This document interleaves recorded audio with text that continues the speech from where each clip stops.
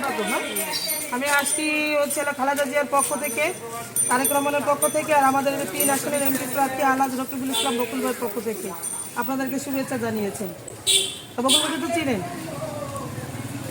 বকুল ভাই তো ইতিমধ্যে এমপি না হয়ে সাধারণ মানুষের পাশে যেভাবে দাঁড়িয়েছেন, এখন এই খালিশপুর নিয়ে ওনার পরিকল্পনা হচ্ছে উনি মিল কারখানা খুলে দেবেন, খুলে দেওয়ার চেষ্টা করবেন আপ্রাণভাবে, যাতে শ্রমিকরা যে কষ্ট পাচ্ছিল বেকারত্ব দূর করার জন্য এই উদ্দেশ্য এবং এই লক্ষ্য নিয়েই হচ্ছে হলো উনি মিল কারখানা খুলে দেবেন এবং উনি একটা হাসপাতাল করবেন।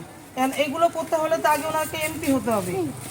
এমপি হতে গেলে আপনার মূল্যবান ভোটটা বকুল ভাইকে দিতে হবে, ধানের শীষ প্রতীকে। তা আপনি কি আপনার ভোটটা দিবেন? আলহামদুলিল্লাহ। সময় আপনাদের যে পূজাগুলোতে তো ওনার আর্থিক সহযোগিতা আসে, কখনো দেখছেন? এই যে সেই বকুল ভাই উনি আপ্রাণভাবে চেষ্টা করে, এটা হাতে নেন। আর এখন ওনার পরিকল্পনা হচ্ছে উনি মিল কারখানা করবেন এবং উনি একটা হাসপাতাল করবেন।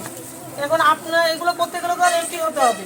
তাহলে এমপি হতে গেলে আগে কি লাগবে? তার ভোট লাগবে, মানুষের দোয়া লাগবে।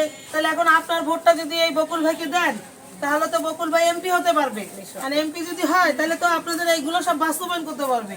এখন আপনার মূল্যবান ভোটটা কি বকুল ভাইকে দিবেন? আলহামদুলিল্লাহ।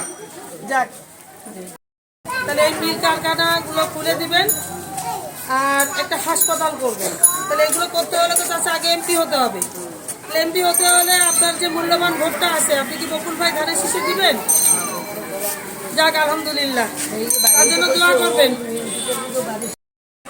তারেক রহমানের পক্ষ থেকে, খালেদা জিয়ার পক্ষ থেকে এবং আমাদের 3 আসনের এমপি প্রার্থী আলহাজ রকিবুল ইসলাম বকুল ভাইয়ের পক্ষ থেকে আপনাদেরকে সালাম জানিয়েছেন। বকুল ভাইকে তো চিনেন।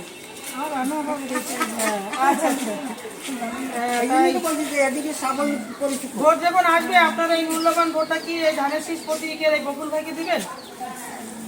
আচ্ছা, হ্যাঁ, দোয়া করবেন। আর তার আপনার ভোটটা যেমন দিবেন এবং আশেপাশে যারা আছে, আপনাদের ফ্যামিলিতেও যারা আছে তাদেরকেও বলবেন এই বকুল ভাই সম্পর্কে। এখানে সব কিছু দেওয়া আছে আর আমি বললাম আমি এই বকুল ভাই পক্ষ থেকে আসছি। ইয়াং মানুষ, আমাদের আগ্রহের মধ্যে কিন্তু বলতে হবে যে ধানের শীষ প্রতীকে বকুল ভাইকে ভোট দিতে হবে। ঠিক আছে? সবাই কিন্তু সহযোগিতা লাগবে।